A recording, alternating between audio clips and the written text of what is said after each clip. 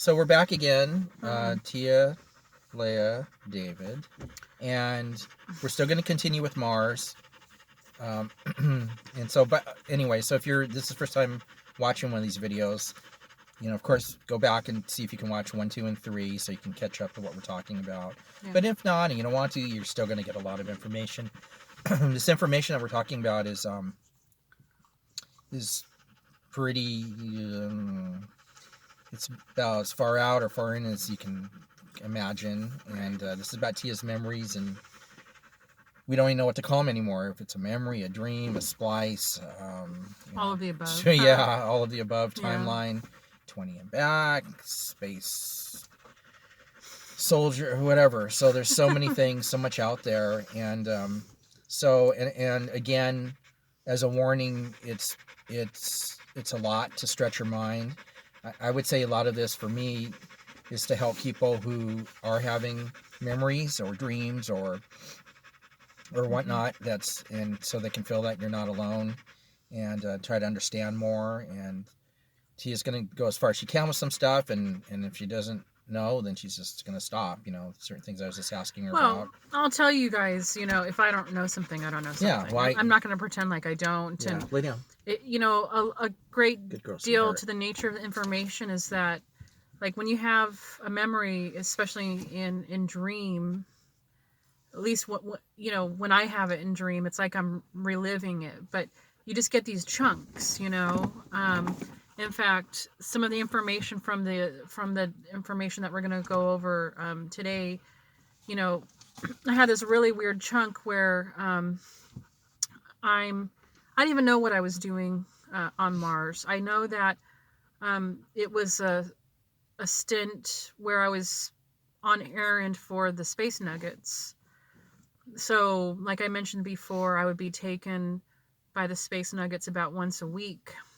And in this particular memory, it starts out where I'm actually on the surface, and there's these buildings. They're pretty small buildings, and they kind of are apartment buildings. And so actually these people were actually living on the surface. So I've had a little bit of memory of some of the buildings on the surface of Mars, of the slave colonies, and it's pretty sparse. I did remember like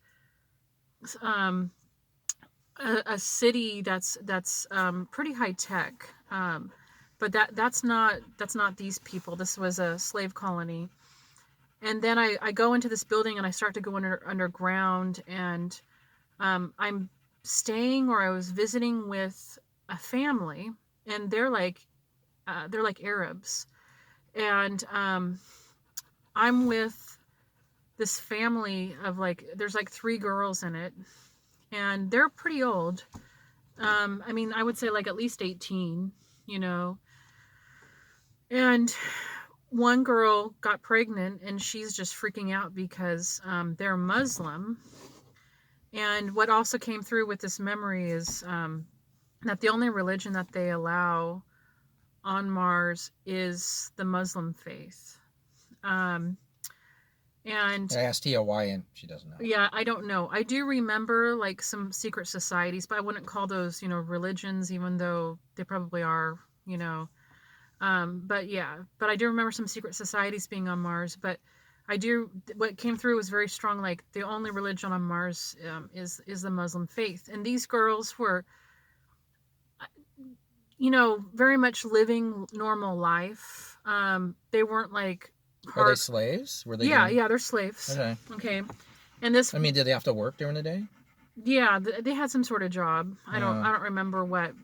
I'm in their apartment. And the one girl who got pregnant was just freaking because she thought her father was going to kill her. And these girls were just really living kind of normal lives, but they had to maintain this front of piety, I guess, kind of live 2 lives, and they were doing that. And that seemed very common, and I just didn't understand, why don't you just tell your dad, screw this, But not a lot of people practice the Muslim faith on Mars. Not a lot of people. so they were just, I mean, you'd be surprised at how mixed the populations are, on Mars. And then there was this other really weird part where it's okay, sweetheart. I was using this weird communal shower thing, and it's just gross and dirty. And anyways, but there's a lot of really weird living arrangements in the breakaway. Why are we staying with these people? I don't know. Oh. Just fair. I just know that I was on errand. Okay. That's it. That's all I know. And so then I remember kind of these really weird living arrangements. And yeah, that's actually a lot of like Total Recall, like the structures underneath. Yeah, really, really similar to that. Were there underground cities? Yeah, it's an underground city. Yeah. Oh. Yeah, there's a lot of underground cities. Yeah. Well, let's go through the list here. Okay. So, and then we'll come back to that. I don't even know why I brought that up. It doesn't matter. So. Oh, but that was really strong. Like that little snippet, clear as a bell. Oh, because I was just talking about dreams, memories. Yeah. Yeah. And then when I wake up, it's like I can see what came before it, and then I can see what came after it if I want to probe it. And depending on the memory, I'll do that or not.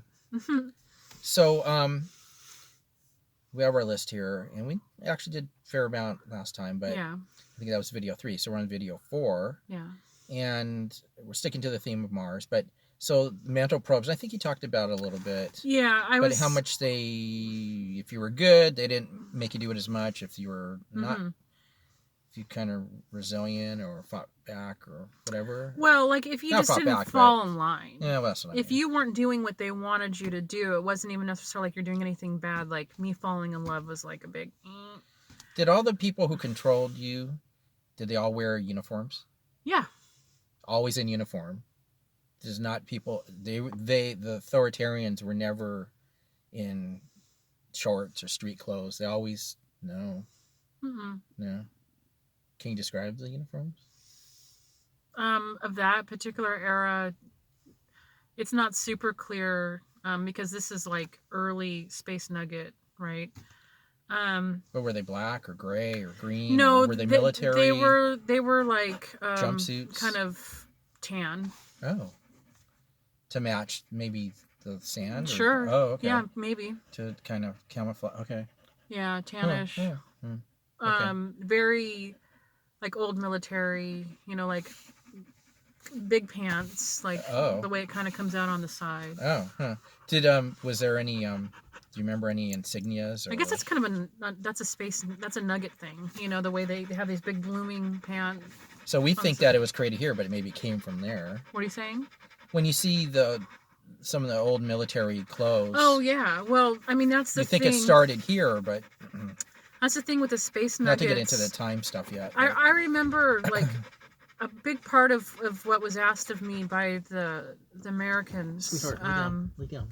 When I was taken to Mars, like in 1958, was that they didn't know anything about how this had happened, and so I was like one of the few people who not only was being taken by them, but could remember.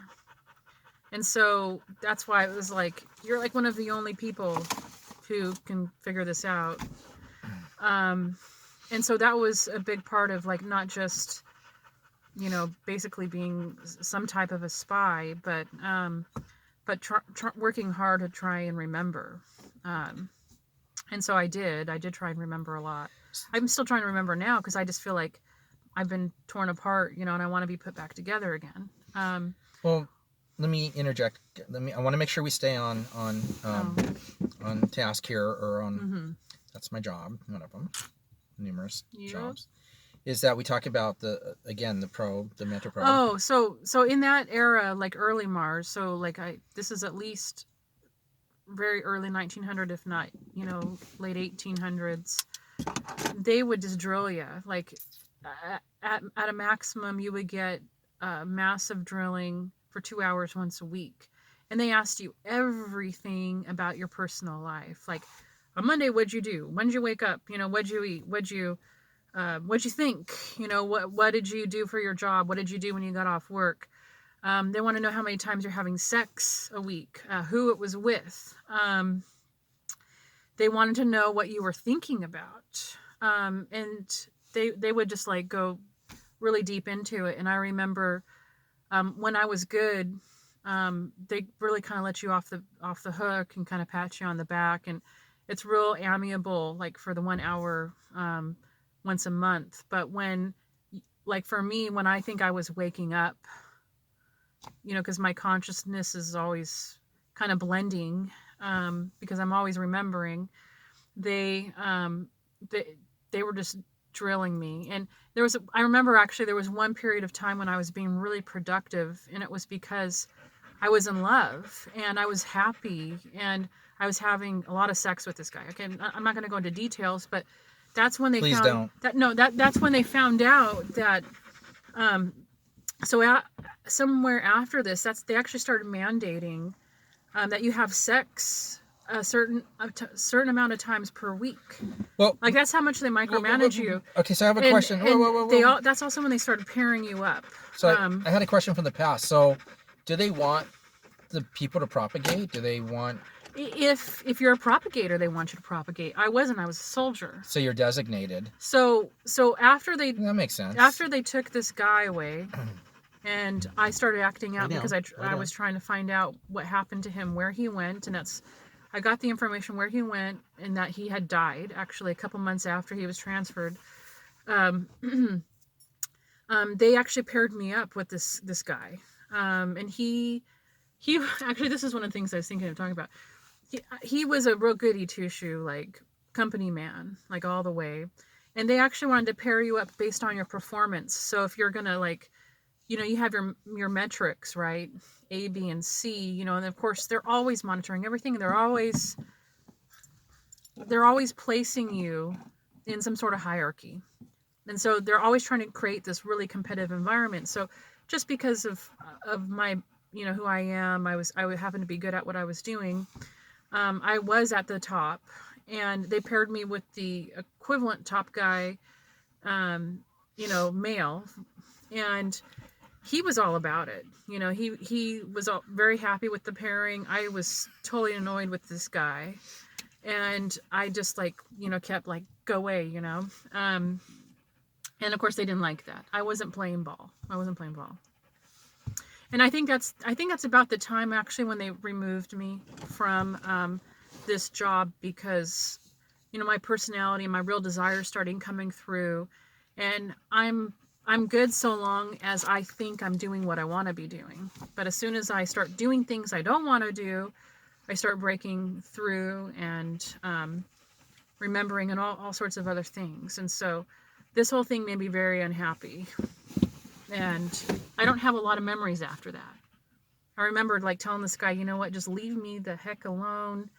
And somewhere around there it doesn't go much further than that. But I do remember, they have, for all the technologies that they talk about, they just don't have one thing. And so the space nuggets at that time period, I remember going into a weird container. It was, you couldn't call it a capsule, but it was like a cylinder. Yeah, it's a cylinder, and in this machine, that's where actually they would manipulate your DNA, and I do remember being processed in this thing, and I know this sounds real weird because we all have these ideas of what DNA is, and I don't even know if this is accurate. Okay, if I'm remembering correctly. But what I do remember is that your DNA is almost like a video. And within the DNA, there's a code for your age. And you can go forwards or backwards with it. So part of the DNA? Yeah. It's called a locus. It's a section of the DNA. Right. Okay. So not with a T. LOCUS. Right. Remember one called okay. Well, yeah. No. I know. I was all into that. But what I'm saying, there's a section that says forward your or age, backwards, and it's always moving. This is your age section, and it's always playing, and you can literally rewind. That's what I'm saying. Mm-hmm. And so I remember them manipulating my DNA and having this thing where it's going and it would pull me back in age. And like I had said before, they can actually also push you forward in age. And so like the Americans, their age manipulation, well, I mean, they do a lot with, you know, chemical injection to keep you a certain age. But they actually, you know, at this point in time, they have DNA, like really extensive DNA manipulation, and they can actually change your ethnicity and stuff like that. But that's something that the Space Nuggets had, I think, a long time ago. And which is, you know, it has a lot to do with this ancient tech. You know, they keep finding this stuff and just abusing it. So, anyway. Okay. Well, I had some other questions, but I'm going to stay away from that. So we can get to that later. Okay. Just about, like, the Greys and all that kind of thing, and whatever. But I don't want to go there now. So, so we went over the cleaning crew bit, and that was. So, the underground corridors. I mean, you sort of talked about it. I talked about that a little bit. Like I don't know if you want to go there or not. But. This one particular area underneath, like the area is talking about, like where it's similar to, like Total Recall. There's some areas that, you know, have like really big ceilings and stuff, but this corridor, it actually had like a rounded, arched.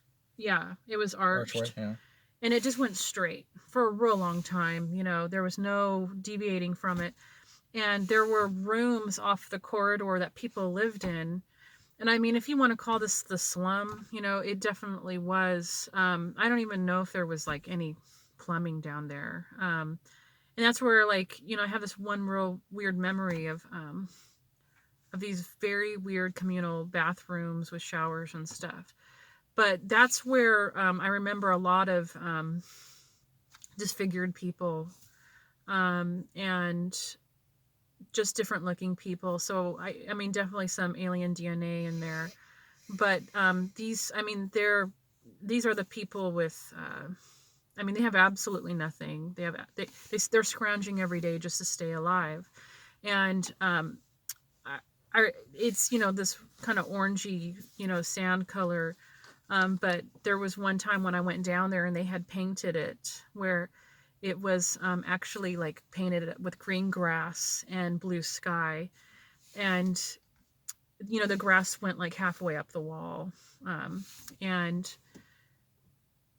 I don't, it was just something like, when I remember this, that was one of the things that made me cry. It was, you know, obviously that's not that big of a deal, but it's just. It's a big deal. Yeah. I mean, it's really emotional, so. Yeah. And there's a lot of other weird stuff like in that space.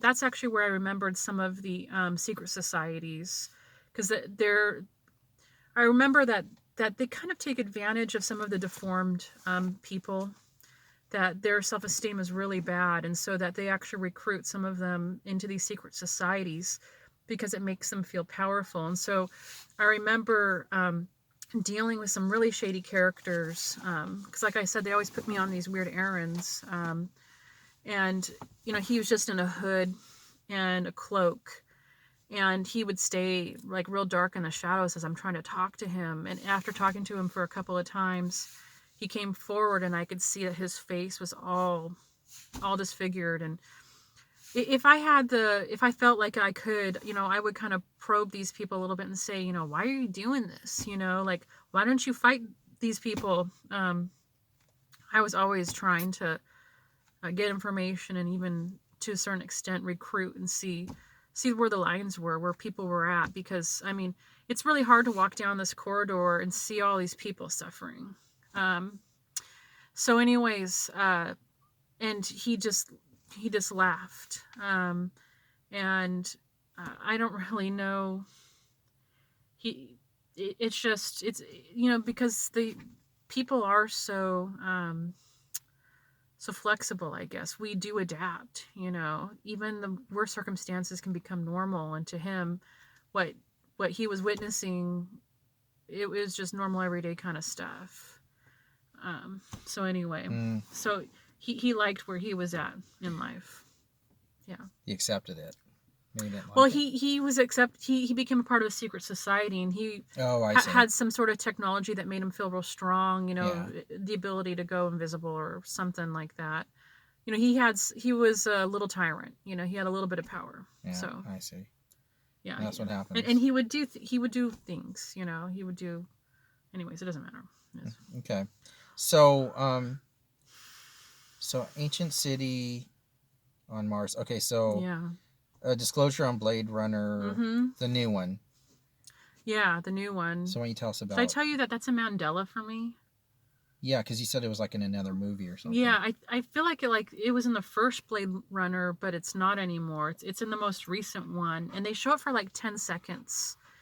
And when I saw it, I just flipped out.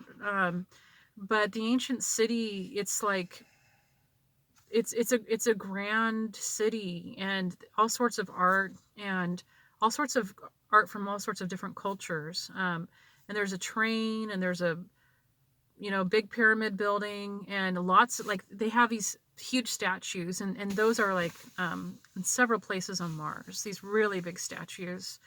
And they show that on Blade Runner too. The new one.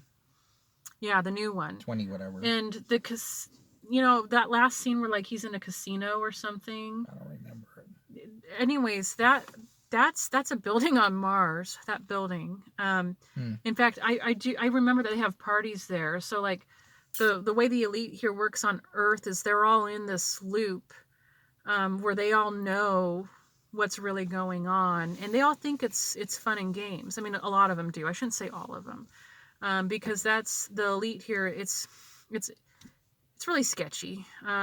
You get all sorts of different people who are part of it, and they're all usually leveraged to some degree, but there's definitely one aspect of people who are really enamored with all this crap. But yeah, I do remember that they like throw parties in this particular building, because they can portal, right? And so all of a sudden they're on Mars and they're having a party and they're having a big shindig. But anyway, so when you saw that, because I remember you were just like going, "Whoa!" We had to rewind it, and with the big statues. I think it was women or something. Yeah. At least in the movie. Yeah. But. Yeah. And I mean, one of the real kind of key things with the ancient builder race is they had all sorts of statues of all sorts of things. So animals and, the sphinxes and stuff like that. But one thing is that they show in Blade Runner are these tofu dogs, the Chinese tofu dogs.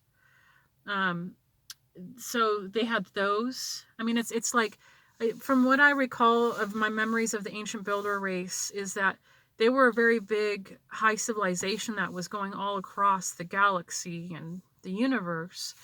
And they would find civilizations who were like them in their development, in their evolutionary development. And they just like kind of brought people in. So in that way, it was very much like a melting pot kind of a civilization. So they had all sorts of people from, different humanoids to just even different aliens. That was all part of their civilization. So yeah. So a lot of these shows are disclosure, right? I mean, people say that all the time, but yeah. I don't care what other people say. I mean, I hear what they're saying, but the ancient city, like the reason why it survived is it had a bubble. Oh, that's right, the dome. One of the and they have that in the Breakaway. They have all sorts of kind of technology like that. They have the ability to project things. Like I remember a lot of the places on Mars, they're projecting the surface of Mars like anywhere from a half a mile to a mile up in the air. So like all the pictures that we're seeing from up high, are not really there. That they're just taking pictures of a picture. So yeah. But there is an ancient city. They did shuttle me through it once when I was having a pretty massive breakdown at the beginning. For trying to kind of wine and dine me, I guess. Hey. And they took me around Earth, and yeah. And I remember that too. It was an amazing thing to see the Earth like that. So, and then that's a good memory. Oh, good. So we have Cydonia on here. Do you want to still talk about that a little bit, or? Yeah. Or not? Yeah, let's talk about that another time. Okay. So let me go back to the DNA, like the splicing, and that's what they would do there a lot of, right? Is that where they would do it, or is that somewhere else? Like the DNA manipulation? Yeah. On Mars? Is that happening on Mars, or was Mars? What was the slave? Was it about why make people slaves? What were they doing? Were they building or is it all kinds of different things? Or yeah, was it just working? It's all sorts of different kinds of things. The breakaway, as it's called, which is really it's a bit that's a real big subject. Okay, all right. Yeah, all right. That's a really big subject. Well, I just want to know, were they doing? Didn't this make it an easy answer? Was there DNA? Was there mixing, splicing, experimenting on Mars? Yeah. A lot of the DNA manipulation, training, torture stuff, I think happened actually on the moon. Oh. Okay, that's what I'm asking. And I remember some weird, shift to the moon later, weird stuff that I think actually happened on Titan. Not actually on Mars. I don't believe. But I mean... So what was happening there is what I'm asking. Why... On Mars? Yeah. Was it just... So there's a massive Illuminati colony on the surface of Mars. So from like Olympus Mons, and I don't remember the other 3 mountains, but it makes a big ass triangle on Mars, and they have used that whole area for their Illuminati crap. And that piece of the breakaway is like a Spanish, Hispanic people. And I mean, they got to be from Argentina originally or something like that. But like a lot of this MS-13, those people are actually Illuminati from Mars. They're Martian Illuminati. And they have so this is a whole nother ball of wax. Yeah. I mean, this is a really big subject. So are people coming here from Mars and hanging out and doing all kinds of crap? Yeah. So they... Can we build a wall? Okay, just kidding. They masquerade as you know, So we're getting a little deeper into stuff. And we have, how the politics really... just politics. Just stuff that's even more like, what? But, I mean, you hear about MS-13... You could talk about Mars and it could just be a sci-fi, but I mean, we're talking about what's happening here, you know? Yeah. I mean, literally closer to home. You heard about the MS-13 stuff and the crap that they're doing? Just seen a family over there. And, let me know. I mean, that's why they're doing these... I mean, they do incredible things, right? Like extreme violence. That's why, because that's who they are. They are these crazy Illuminati motherfuckers from Mars. And I mean, when I say they're crazy, I mean I have a lot of horrible memories about. Yeah, we haven't gone there yet. So. Really bad shit. Yeah. Super bad. All right, but I was asking you this before to go there, because we talked about a movie. So what are some other movies that we've seen? You're gonna go down that route? Yeah, just I'm the interviewer. Yes. I mean, I'm already bad with like names, you know. Oh well, okay. Like Stargate, okay, or Starship Troopers with the bugs. Yeah, that's you know how they split it to either you were space nuggets. Yeah, because you're either the psych ops or you were regular army or whatever you want to call it. And there's that element in Star Wars 2, which is all about space nuggets. Yeah. That's true. There was a movie we just saw where they're actually on Mars, and this girl's a cop. She's like, be careful before you sign up for 1 year, because 1 year is really 2 Earth years on Mars. And it's Jason Statham or whatever that guy's name is. Yeah. Was he in it? And he's in it. He's one of the cops, and they go to this area, which is this like weird kind of, it seems like a Wild West outpost, but Martian style.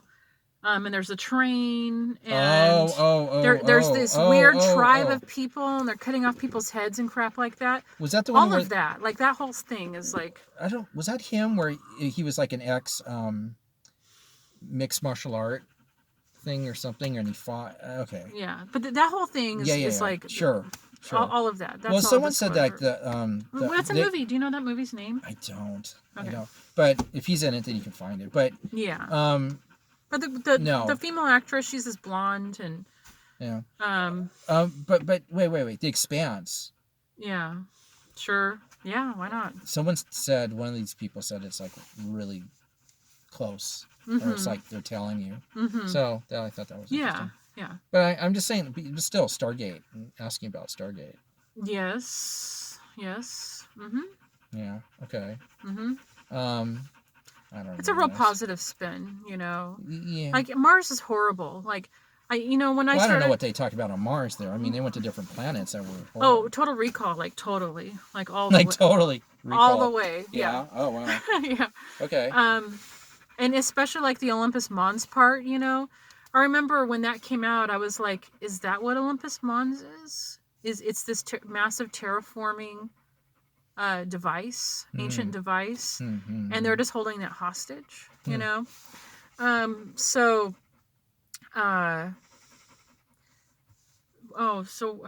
that's okay. So we can move on. But when I was learning all this stuff and I was like trying to remember, I would because a lot of this has been really hard, right? But on good days, I would try and learn about some things. And I remember once I was watching something on Mars, and it was about these astronauts who were like, trying to plan and making plans to go to Mars. And they're like, oh, it's going to be so beautiful and it's going to be so wonderful. And when we get colonies there, I can imagine people are going to travel there for their honeymoon. And I'm like, no, nobody's going to Mars for their honeymoon. It is beyond unromantic. It is a horrible place. Okay? Horrible. Even on a good day, it's fucking horrible. So, okay. So, how much time do we have? Can you check that? Because we're doing this differently, we don't have a time limit. Oh, okay. So, how far have we gone so far? We're at 30 minutes. Okay. So, let me see here. We can go into... Unless there's something that's triggering you that you want to talk about. I think this is a good transition if you want, because a lot of what we're talking about is kind of like global stuff. We could talk about when I was brought to Mars in 1958, I think. Or we could talk about the little I know about how the space nuggets got into space. Well, let's finish the Mars thing. Oh, well, I don't know if it'll be finished. Well, what I'm saying is let's continue with that part. Okay. And we'll get into their part later. Okay. So I mean, this is a good transition. Like, I've had a lot of different splices, which is like, a life, right? Being on Mars. But and this is real confusing, right? Because I have like early Space Nugget stuff.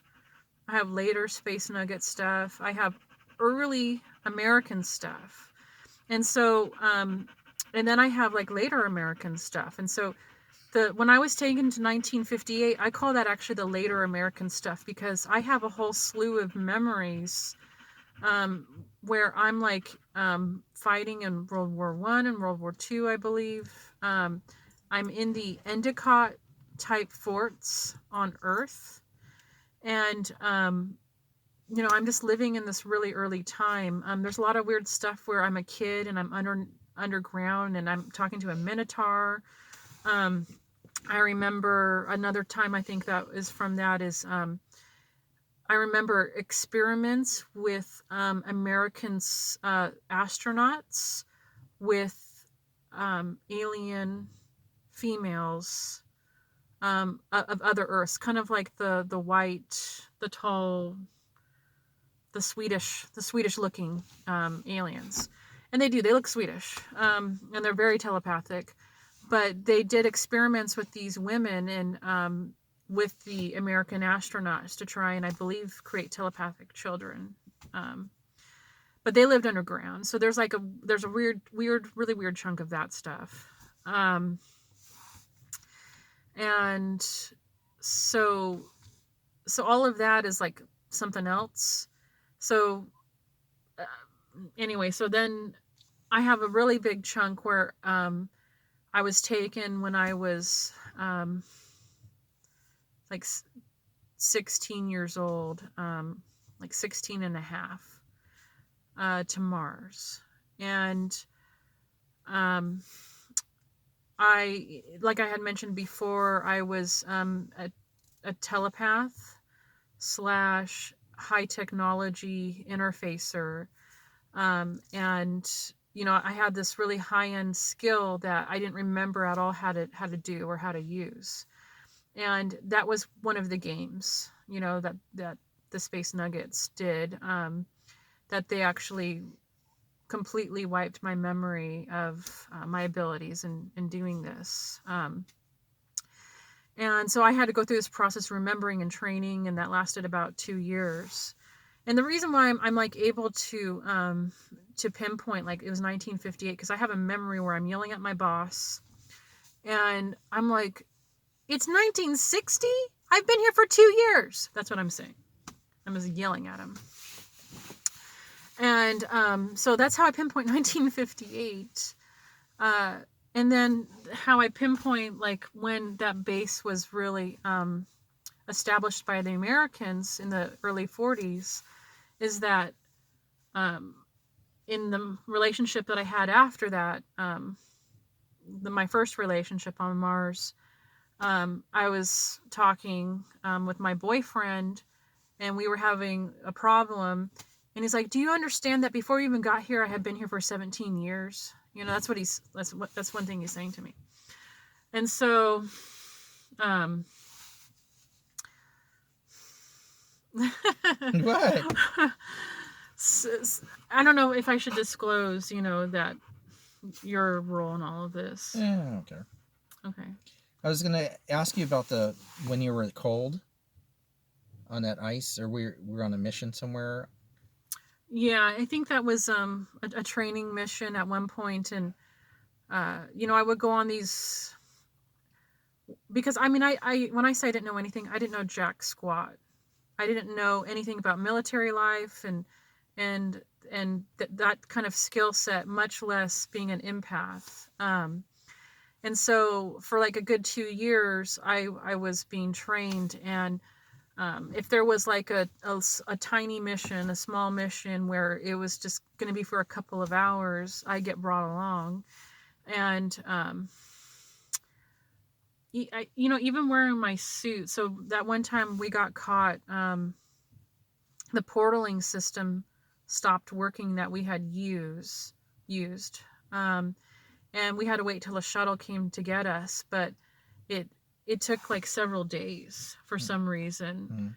And I don't know if that was because the shuttle was just slow, because I believe we were on Earth at that point in time, or what, but it took several days, and I ended up getting severe hypothermia, even with the suit I was wearing. And so that sort of doesn't make any sense to me why that was. But why you were so cold, or yeah. Well, things can stop working, right? I mean, well, yeah, but this suit was supposed to protect me, but I think that even my hands were exposed, my face is exposed.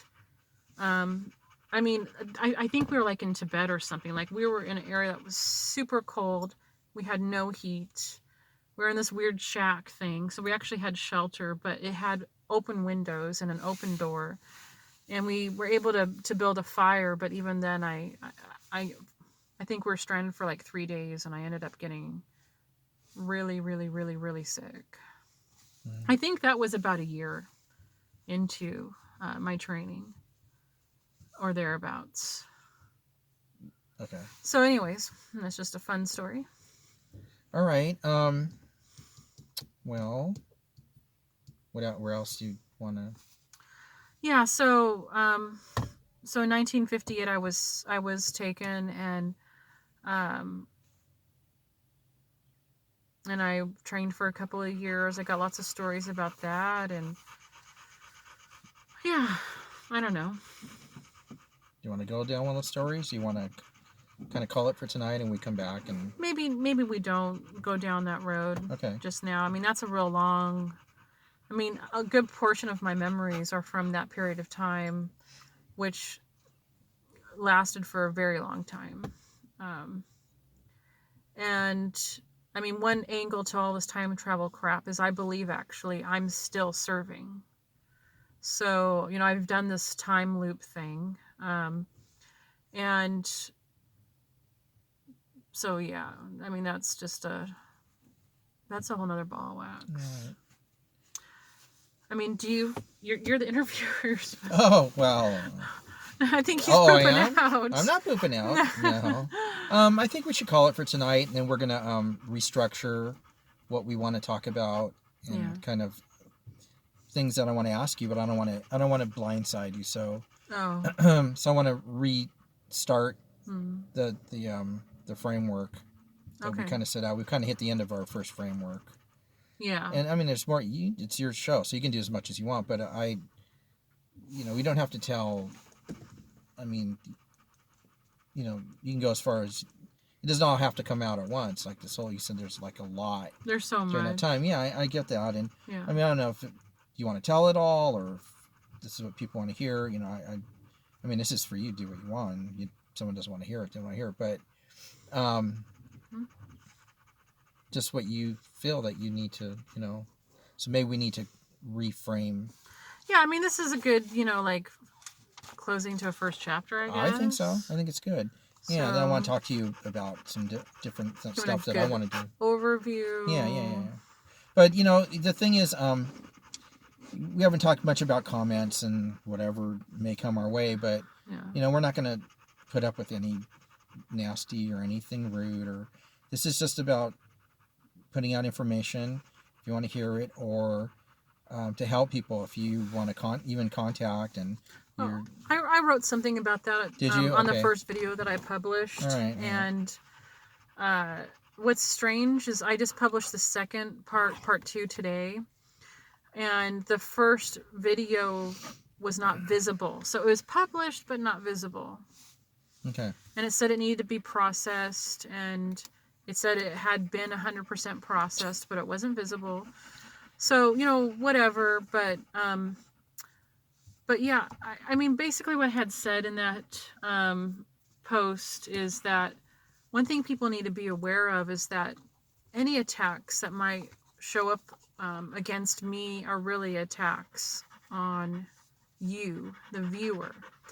And one thing that's really key to understand about how the secret space program, this key phrase here is it's like the lead-in to understanding what's really going on planet Earth, and that we're all really slaves, that we're prisoners of war, if you want to call it that we are being held down and held back, and we need to work together to unveil this maze and start understanding our true situation so that we can then troubleshoot. Because I was talking to David earlier how you can't fix a problem unless you at least have a decent grasp on what's going on. And so nobody even knows what's going on, so we don't really know how to fix it. And I mean, the military's been working on this problem for a very, very, very, very long time. And one thing I was explaining to David is that what a lot of people don't even realize, because we do have time travel technology. Okay. And everybody's talking about Operation Looking Glass. They don't have the ability to see the future. They have the ability to travel. Okay, people. So there are people right now, there's actually a division of the United States government that's still working on World War II. Still working on it. Okay. So anyways, like but they're doing what they can do, and they're very skilled. They know strategy and tactics and all that stuff. But one big contention I have in all of this is that this is something that every person on Earth, every Earthling needs to be involved in. That the military should not have to do this by themselves. And there's a lot of information out there. There needs to be a lot of deep dives. We have this like huge kind of blanket idea of what's going on. It's very general.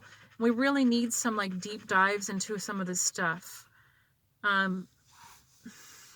so that we can begin understanding the broad scope in some detail.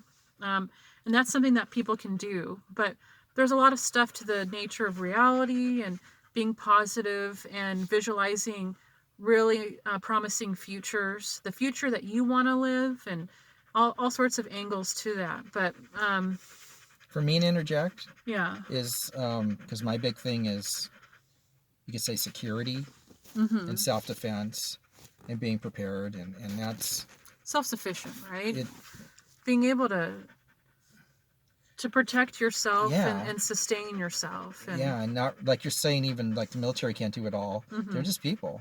Yeah. You know? They are just people. And so are we, and people think I just rely on that. It's like, no. And so, but I think we're seeing with this whole pandemic thing and all that is big freak out and a big awareness and a big whole, reconstructing of your thoughts and what's important. And it's a shift without a doubt. Yeah. I don't think it's going backwards. I think it's where it's going to go. But, I've been trying to train people for years and nobody wants it. So I just do my own, and that's fine. But one day that will be an aspect of life. Yeah. And